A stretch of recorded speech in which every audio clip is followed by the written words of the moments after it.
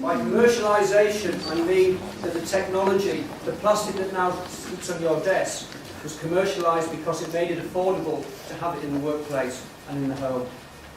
And largely we create, store, retrieve and share documents on it. The important point is, social media aside, this is how most people still work today. This is how most people interact with the workplace.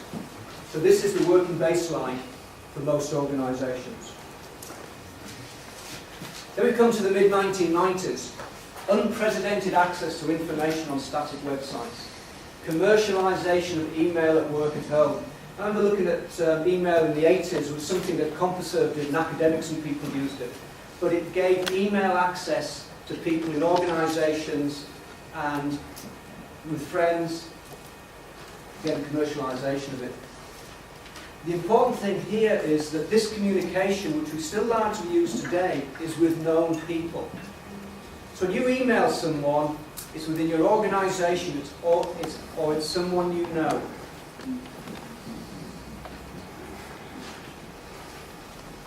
Then in the mid-2000s, the first decade of this century, was a commercialisation of cheap and easy to use mobile technology. Commercialisation of content. That means people weren't going to read static websites, they were creating their own content. It was communicating with a network of people we know, but more importantly, people we don't know. And it's this second point, communicating with people that we don't know, is a key feature of social media, and a very important one, and I'll unpack that a little bit later on. The other important point, which I've already mentioned earlier, was that the new working and communications practices of social media are being developed and driven by people outside the organisation.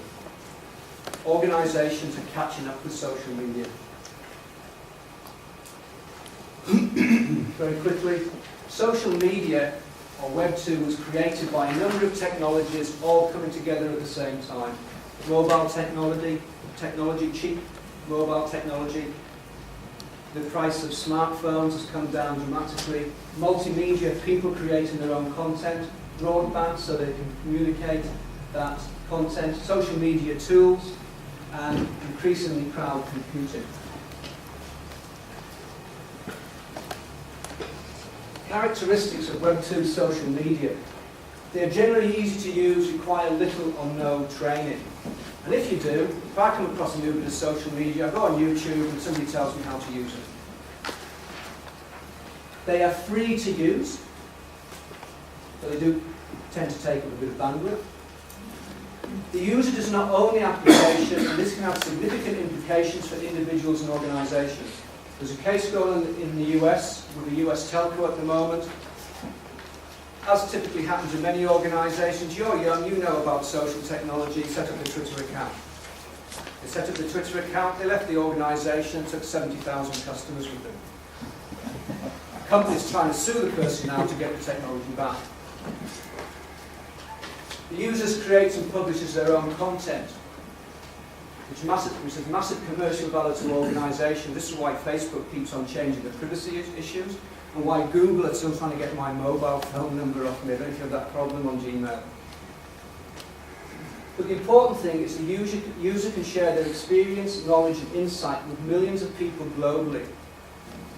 And not just people they know, but more importantly, people they don't know.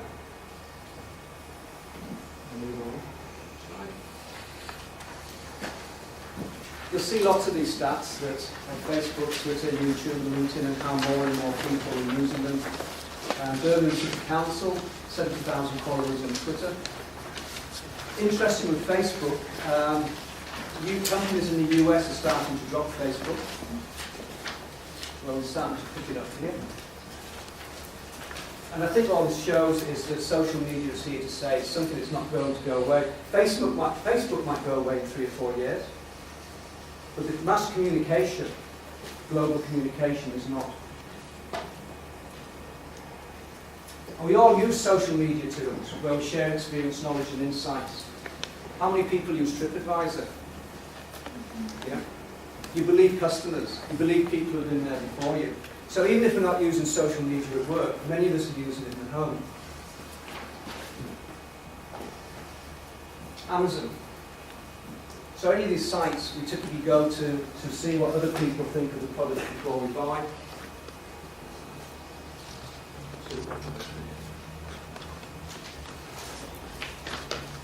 Social media is more than Facebook, Twitter and Flickr. There are hundreds of free Web 2 social media tools and vendor-developed tools. Key things: it enables people to network, share experiences, knowledge and insight. It gives the individual a voice through the collective power of a weak network. I'm going to show you a short video in a minute that demonstrates this. Because Web 2 has changed the power relationship from the organizations in favor of the customer. So I'd just like to play you this short Frustrated video. with customer service, you can try taking it to YouTube. That's what one musician did after he said United Airlines damaged his guitar. The song became an instant hit and a PR nightmare for United. Bringing our internet reporter, Abby Tantinardi. What happened? Well, anyone that's ever been frustrated with an airline needs to see this video. This is Canadian musician Dave Carroll, who says he watched in horror last year at Chicago's O'Hare Airport as baggage handlers smashed his beloved Taylor guitar. And then he says he spent a year trying and failing to get compensation from United Airlines. So he took his case to YouTube.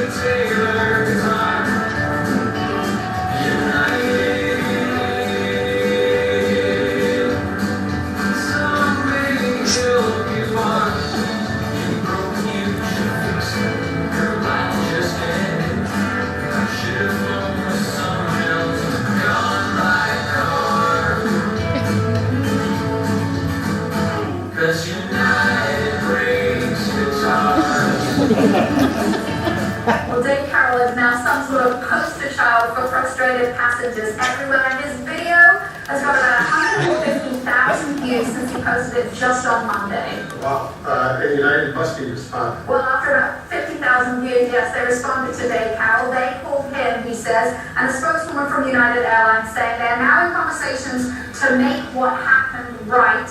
They said the video is a learning experience for them, and they're going to be using that internally to improve customer service. Should have just bought him a good Taylor guitar and that would have been it. But it's a good song. Yes, very catchy. Thank you.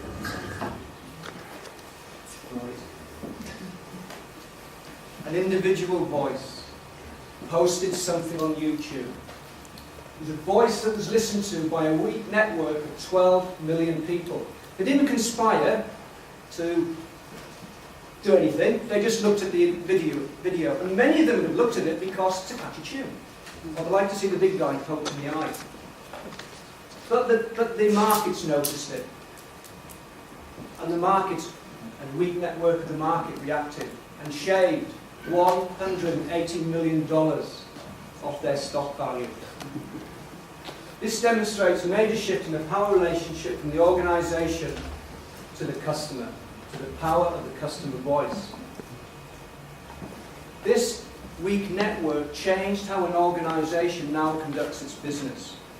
United Airlines now have a customer experience officer. They now use social media to listen to and respond to their customers. They made a shift from customer relationship management to customer experience management. Now, these terms are often used changed around, but customer relationship management is organizational central. It is how does the customer serve us as an organization. Customer experience management is how do we as an organization serve the customer. But the important thing here is a series of actions that were not orchestrated or managed by an organized system, but through a weak network of people connected by social media. Now, this is a very important point. We'll unpack it a little bit further. Because it's the weak ties, the good bridges between people and knowledge. And you'll notice on your handouts there's references to most of what I'm presenting here today, if you want to actually look into this deeper. It's the bridges help solve solve problems, gather information, import unfamiliar ideas. This is the diversity that these large networks of people who don't know each other bring. It's a challenge to the traditional entrenched thinking. They enable work to be accomplished more quickly and more effectively by linking people together who do not normally work together but hold the key pieces of the solution jigsaw. Now we see that happening in Air New Zealand, but this extends beyond the organisation. It actually extends to the customer and the customer voice. It's actually listening to what the customers have to say. Social systems lacking weak ties will be fragmented and incoherent. They lack the diversity of knowledge and experience to create new and innovative solutions to existing and new challenges. So what social media does more than anything is to connect you to all those other people that hold bits of the jigsaw that you need. And the thing is, you may not know who these people are at the moment.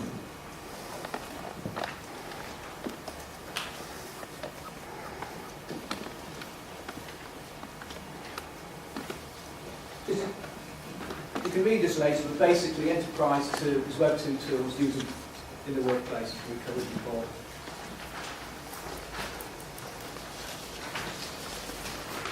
Managerial objections to Enterprise 2. Social media misuse by staff. Andrew McAfee, who termed the phrase Enterprise 2, has found it very hard in the US to find any examples of this. I can find quite a few in the UK. I'll speak about those later and where I need to move on a little bit, and I'll quickly go through them. Time wasting. People using social media at work to speak with their friends. One business in the US, it doesn't matter. They're learning how to use social media. And because of visibility, I can see how much time they use and speak to their friends and not doing work. Security issues. This is a more serious one. Information leaking out, hackers, virus, spyware, and malware getting in. I say this is a bigger issue because more and more people are using their own technology, their own smartphones, their own iPads to work from. So they're actually taking a lot of work outside of the workplace or a secure workplace into a place that might be less secure.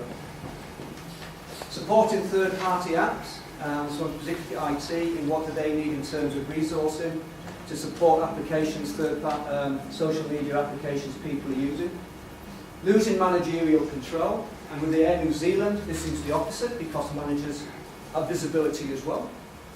Fear of criticism by staff and customers. This is very rare, but I say there's some examples here in the UK, which is linked to damage to organisation, reputation and brand. Blurring of work and personal use of social media. There's a positive and a negative here, because I discovered with speaking with the people in Birmingham City Council already using social media, they're communicating out of core work hours.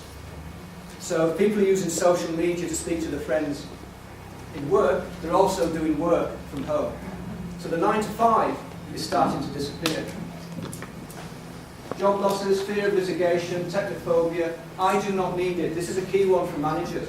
Well, there's some grey hair in this room. And I'd imagine there's a lot of experience here when people have developed good networks. So how important are your networks to do your job? The further you get up in an organisation, the better your networks and the better your visibility in an organisation. People newer to the organisation do not have that visibility and don't have those networks. And speaking to people low down in the organisation, that's why they want social media. They want that connectivity, they want that visibility, and they want that availability to network. Nebulous advantages and hard to measure benefits. That's quite true, and I'll say something about that later on.